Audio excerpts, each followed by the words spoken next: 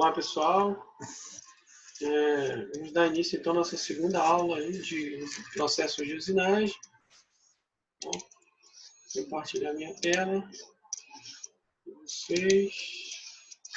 A gente parou aqui nesse ponto. Vou colocar o meu cronômetro aqui para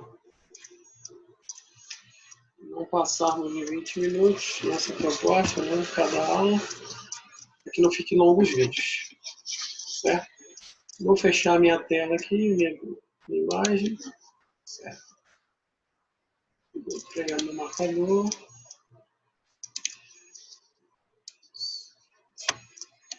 Então, tá aí, pessoal. A gente parou desse ponto, certo? E aí vamos dar início, então, a partir desse ponto aqui. Então, a gente vinha falando da formação do cavaco, né? Foi isso que a gente fechou aqui, né? Fechando a formação do cavaco. Fatores que influenciam na formação do cavaco, só para lembrar, né? Se isso for uma pergunta pertinente, importante, o que influencia? Então, a profundidade de corte, o avanço, a inclinação da ferramenta, veja que aqui ela está inclinada de outra forma, e o tipo de material que eu estou usinando, certo? Principalmente relacionado à dureza do material que eu estou usinando. Certo? Então, dentro dessa questão da profundidade de corte, do avanço, da posição da ferramenta, isso vai influenciar na geometria desse cavaco. Se eu vou ter um cavaco mais largo, qual a largura dele, qual a espessura, né, desse cavaco, e de acordo com essa largura, de acordo com essa espessura, eu vou também ter um perfil de cavaco, se ele vai enrolar, qual a direção que ele está saindo também, tem uma influência muito grande desse ângulo aqui também de posição. Tá? Então essa é a aresta de corte aqui, ó. A aresta de corte, ela está, no caso do torneamento, na dimensão da profundidade de corte.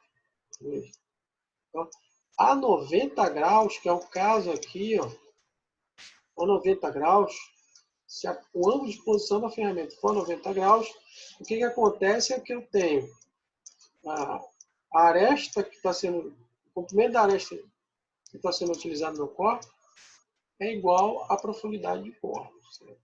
Quando eu começo, e isso, né, tem a ver com o quê? Com a largura do cavaco, tá? Que é igual à largura do cavaco.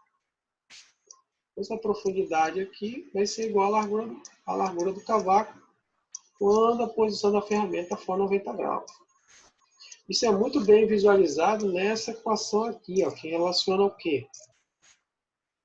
Esse comprimento, tá? A profundidade e o seno do ângulo de posição. Né? Então, o seno de 90 graus é igual a 1. Certo? Então, sendo igual a 1, seno de 90 graus, o que acontece é que eu tenho, então, o LE igual, ou seja, a aresta aqui igual a profundidade, que é esse caso. Quando eu começo a inclinar esse ângulo de posição, que é no caso aqui, por exemplo, a 45 graus, o que acontece? O comprimento, a faixa de comprimento da aresta de corte aumenta, né? Ele começa a aumentar aqui, certo? Considerando que eu estou na mesma profundidade de corte, ele aumenta porque inclinou, né? E há uma tendência, então, de aumentar a largura do cavaco, certo? e diminuir, consequentemente, a espessura do cavaco. Então, e aí é dada por essa outra relação aqui, ao qual tem o quê? A espessura do cavaco vai ser igual ao avanço vezes o seno do ângulo de posição da ferramenta. Então, a 90 graus, o que acontece? Que é esse caso aqui, a 90 graus. O ângulo de posição sendo 90, eu tenho que isso aqui vai ser igual a 1 e a espessura do cavaco vai ser igual ao avanço. Né? Vai ter a mesma dimensão. Quando eu começo a inclinar, o que acontece? Começa a diminuir a espessura do cavaco, que é o caso aqui. Então, numa proporção que aumenta a largura, o cavaco fica mais largo, mas ele fica com a espessura menor. Um cavaco mais largo com a espessura menor tende a ser menos quebradiço, tende a ser mais longo, que pode prejudicar a minha usinagem. O que é importante aqui, o que está sendo frisado, são essas relações que eu devo observar, né? Então, ao utilizar um ângulo de posição, um determinado avanço, preciso saber que isso tem uma relação direta com a formação do cavaco. Como é que vai ser meu cavaco? Eu tenho como saber? Tem. Qual é o teu avanço? Qual é a tua profundidade? Qual é a inclinação da tua ferramenta?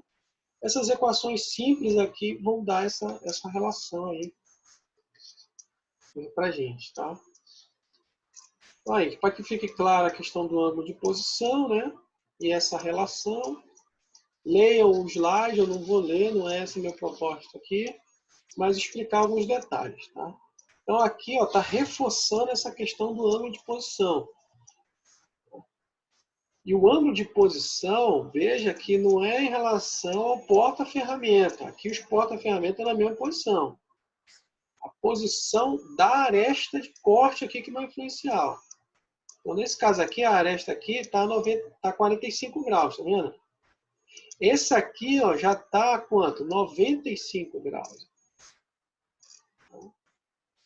Então, isso vai mudar a formação do cavaco aí. Vai alterar o quê? A largura e a espessura do cavaco, considerando o mesmo avanço e a mesma profundidade. Não alterei esses parâmetros, só alterei a posição da ferramenta. Então, mais uma vez aí, numa vista aumentada, né? Questão do ângulo de posição. Então, ele chama ângulo de posição e o ângulo complementar é o ângulo de ataque, né? Esse aqui. Então, aí, aqui é um exemplo dessa relação. Por exemplo, aqui a 95 graus.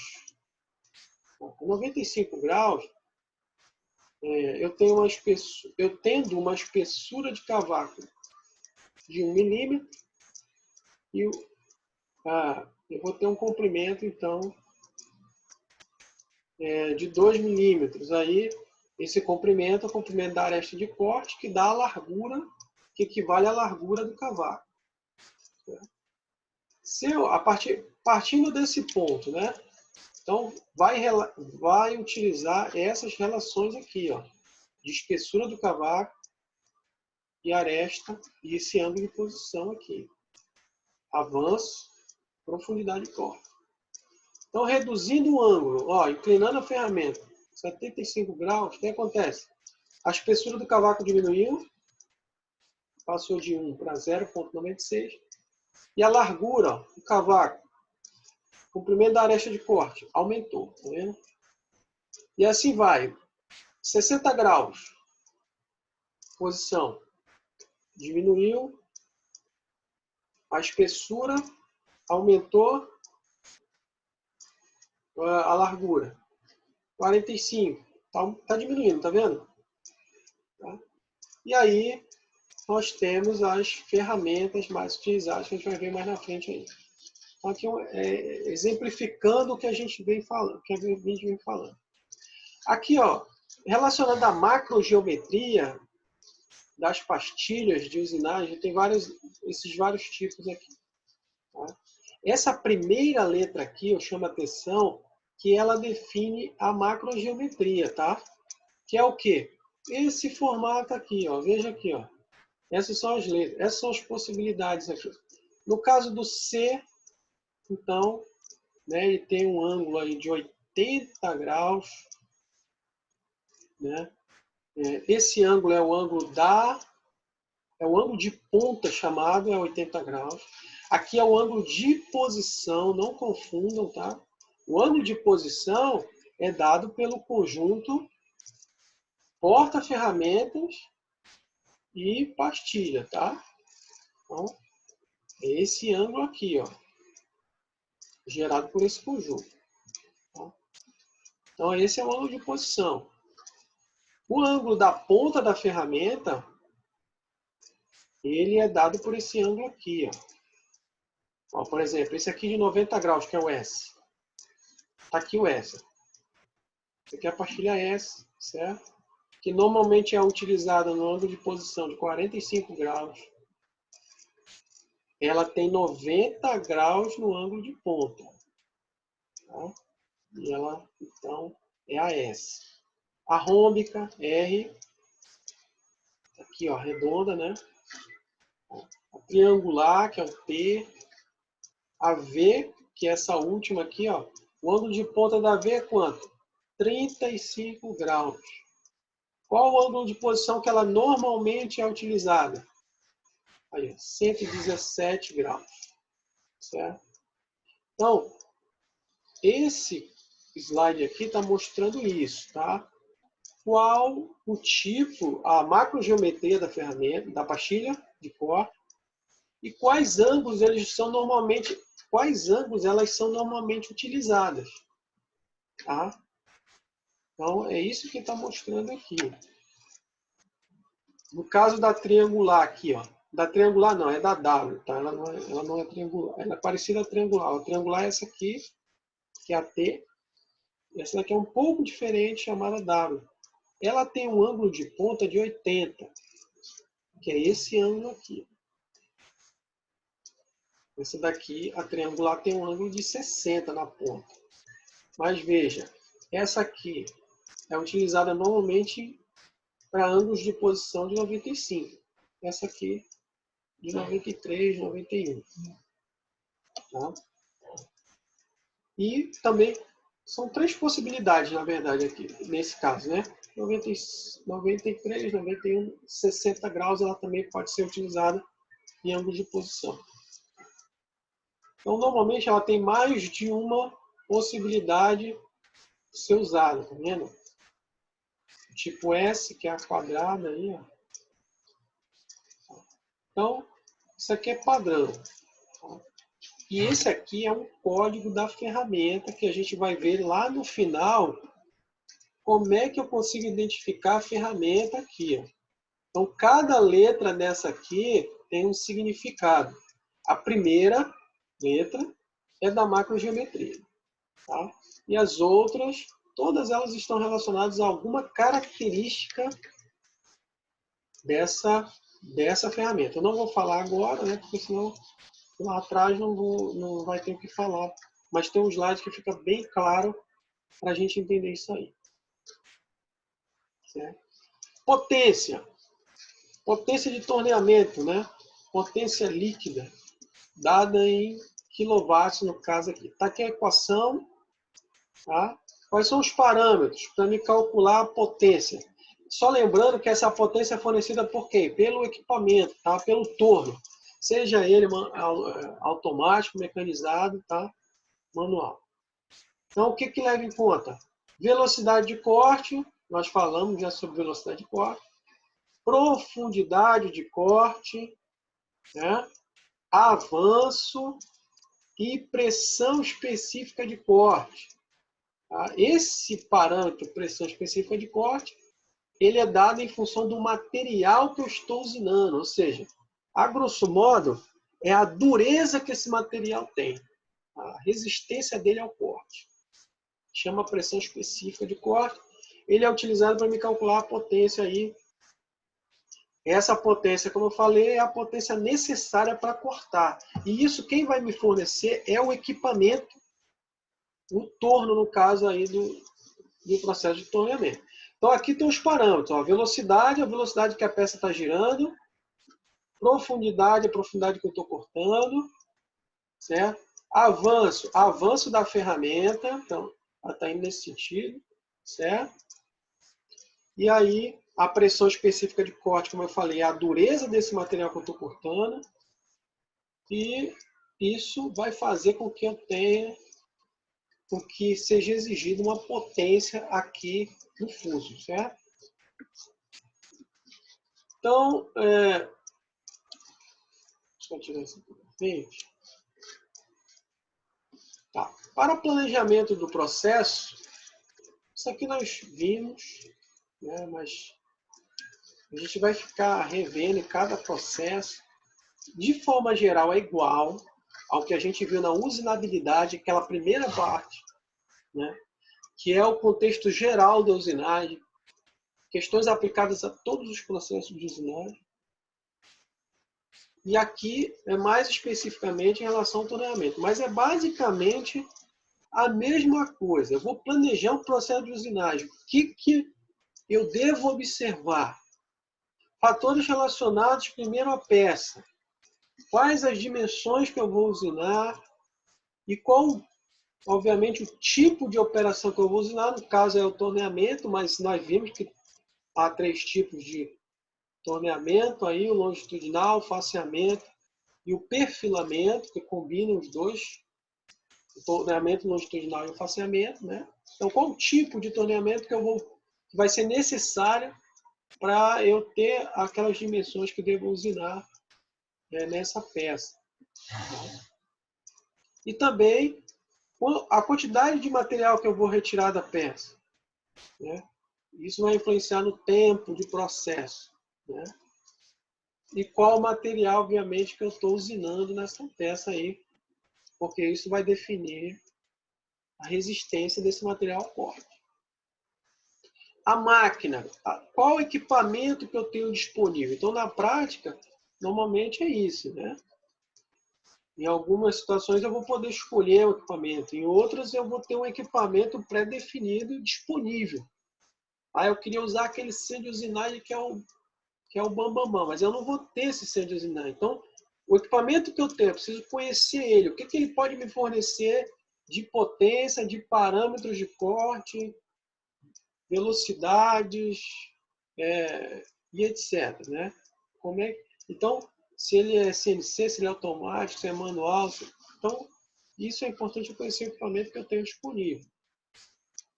E aí a gente falou já sobre isso, estamos falando, né? Isso é fundamental. Escolha da ferramenta. Qual tipo de ferramenta que eu vou escolher? Aí entra a questão dos porta-ferramentas. Isso tem a ver com o tipo de processo que eu vou realizar, né? No caso aqui, relembrando que nós estamos no torneamento. E aí eu devo fazer alguns cálculos para dados de corte, parâmetros de corte, para me ter um planejamento e uma estimativa de quanto tempo eu vou gastar, de como que eu tenho que configurar o equipamento, porque sou eu que vou configurar o equipamento. Então, se faz parte, qual a velocidade de corte, por exemplo, que eu vou usar, qual o avanço que eu vou usar, qual a profundidade de corte que eu vou usar para fazer essa usinagem. Tá? Então, tudo isso aqui é parte do planejamento. O engenheiro, então, precisa ter tanto a visão holística, né, macro do processo, como também uma visão específica da técnica que deve ser utilizada. As questões técnicas utilizadas, que muitas vezes não estão visíveis, né, naquele processo que está sendo realizado, mas que está acontecendo de uma forma intrínseca. Então, aqui, falando da peça, né? Eu já comentei, dei uma lida aí nos detalhes, né? Peça, ó, dimensões, exigências de qualidade superficial. Lembra que a usinagem, de acordo com o tipo de ferramenta que eu tenho, tipo de material que eu tenho,